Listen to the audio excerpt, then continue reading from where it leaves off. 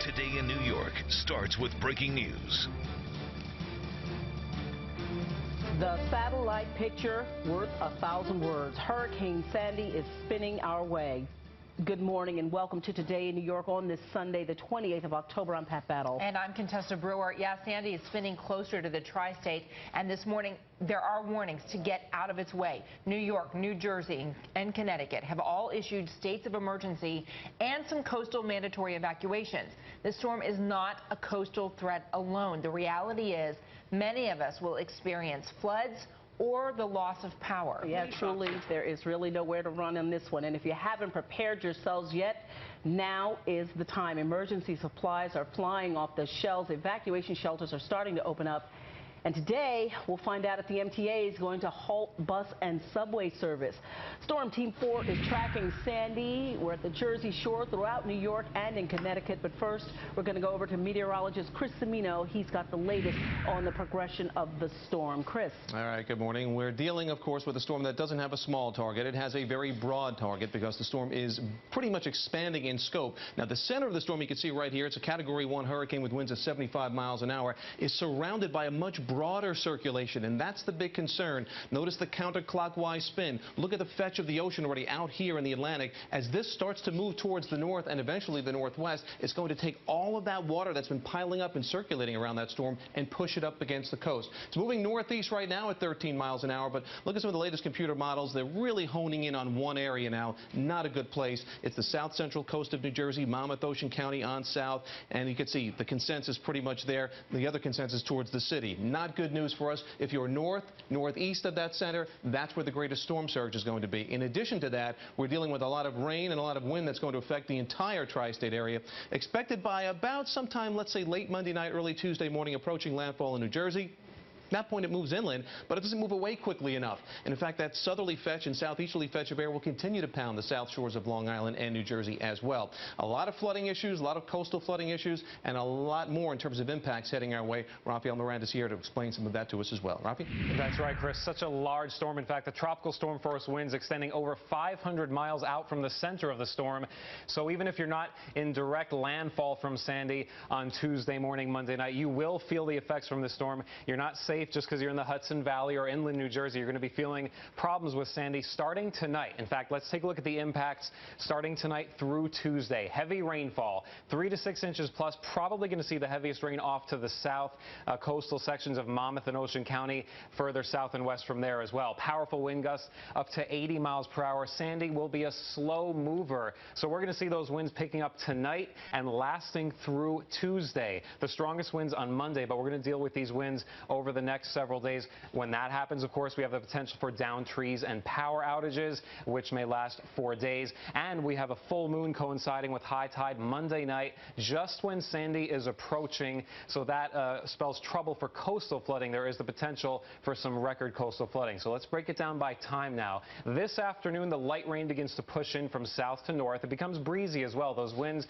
begin to finally kick up probably after lunchtime. Overnight, the winds become dangerous, increasing to 45 miles per hour, tropical storm force wind gusts, and then it just turns nasty overnight tonight into Monday. The rain increases as well, and we're dealing with those winds gusting up to 80 miles per hour by Monday afternoon. Monday is the worst weather window, and it slowly eases as we head into Tuesday, but it's going to be a long, painful ride here over the next 36 to 48 hours. So let's take a look at your day planner, because we have right now, it's very quiet.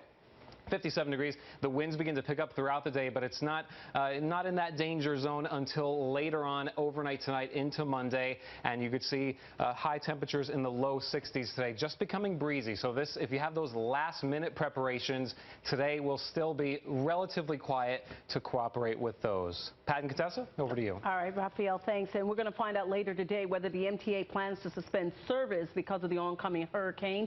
If a shutdown is necessary, service suspensions will begin at 7 o'clock tonight. That includes New York City's subways and buses and the Long Island Railroad plus Metro North. But the MTA says all the fans who are leaving today's Jets game this afternoon at MetLife Stadium will be accommodated. So get where you're going early and get out. And our Storm Team 4 coverage continues with Melissa Russo. She is live in Battery Park in Lower Manhattan for us. Melissa. Good morning, Pat. As you know, so far, no evacuations have been ordered by Mayor Bloomberg within the 5 boroughs, at least not yet. Lower Manhattan, Mayor Bloomberg says, is considered the most vulnerable part of the city to a storm surge, especially in terms of its electric and steam systems. They are susceptible to significant damage from seawater. And Mayor Bloomberg and Con Edison officials announced last night they're expecting the flooding from Sandy could be a lot worse than what we saw during Irene 14 months ago. The damage is even worse when those systems are energized. So some residents throughout the city, especially in Lower Manhattan, are learning this morning that Con Edison will be shutting down their systems in advance of Sandy's arrival. Just like with Irene, we're going to take some of the steam pipes that are around Manhattan, generally starting on the east side from the 20s down to the Battery and up on the west side to Canal Street, and some of those will be turning off. If the storm surge does hit, record levels, we may have to go farther up in Manhattan and a little bit, farther in from the East River and the Hudson River. Now, we're waiting until Mayor Bloomberg makes a decision about whether school will be open tomorrow. He says he'll have an announcement about that sometime this afternoon. But we can tell you, if you didn't already know, today's specialized high school entrance exam is canceled. So if you have an 8th grader who is preparing to take that test today, it's going to be postponed until sometime in November. At the moment, city offices are open tomorrow, and the mayor says city employees are expected to show up for work. We'll see whether that changes at the mayor's briefing sometime later today. But again, no evacuations ordered, with the exception of patients in hospitals in the low-lying areas who are dependent on ventilators. But Mayor Bloomberg says if you feel vulnerable, if you're afraid you're going to lose your power, or if you just feel you need to get to higher ground, there will be shelters available. Let's listen to what Mayor Bloomberg had to say at his briefing last night.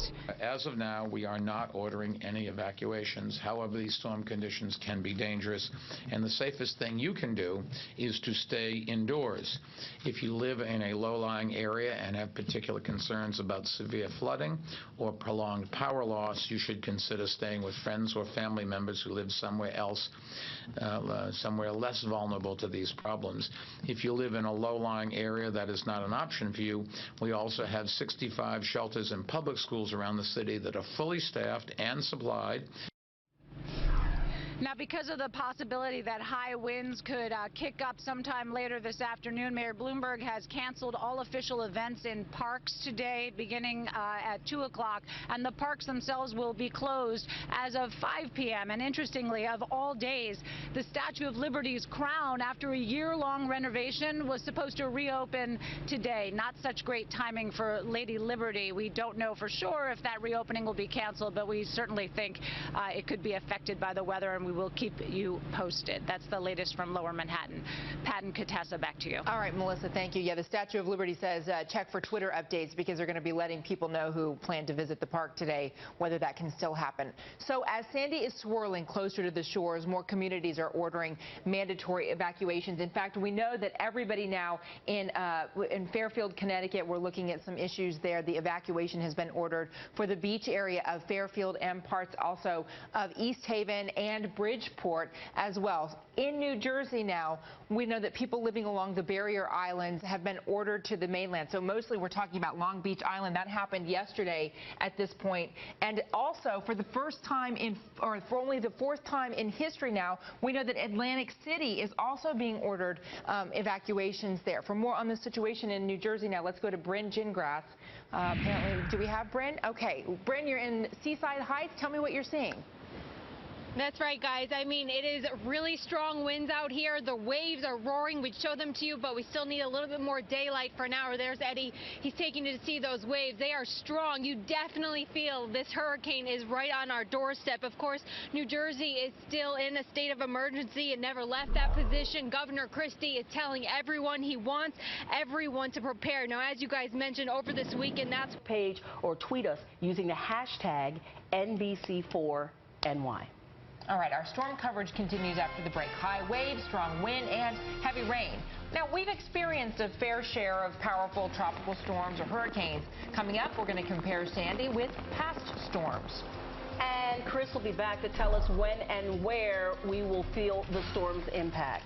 Yeah, the hour is getting near. We have a few more hours to batten down the hatches, if you will, but in another 12 to 24, a much different look outside all of our windows. I'll explain with the forecast.